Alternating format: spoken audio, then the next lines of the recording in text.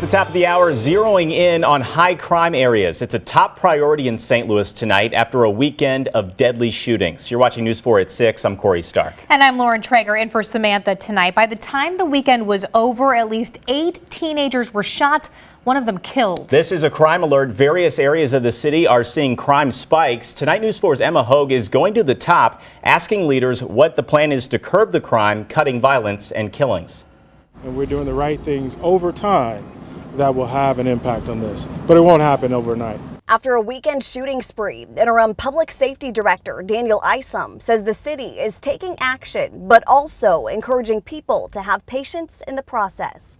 On Twitter, Maya Tashara Jones calls gun violence an epidemic, requiring a public health approach to solve it. I think we're moving in a direction where we're starting to have some impact. Isom says it starts with a critical analysis of where officers are patrolling, looking for violent offenders and deterring retaliatory shootings.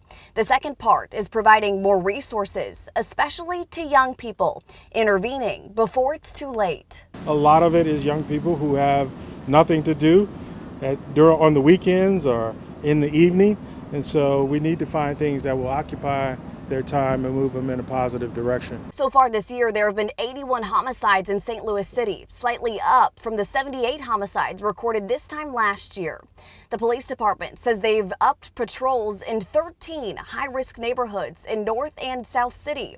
But are their efforts working? Well, when you have a weekend like this, you're going to have to say no. But I think in the long run, it is working. We have some very good downward trends in certain areas. So it's just a matter of time where we'll see where it ends at the end of the year. Cure Violence, a taxpayer-funded program that began a few months ago, pays for trained individuals to go into high-crime areas and use their relationships and credibility with residents to deter violence.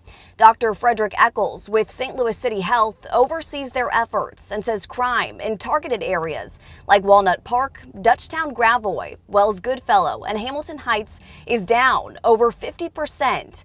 But the city as a whole still has a long way to go. Gun violence is something that's dear to us.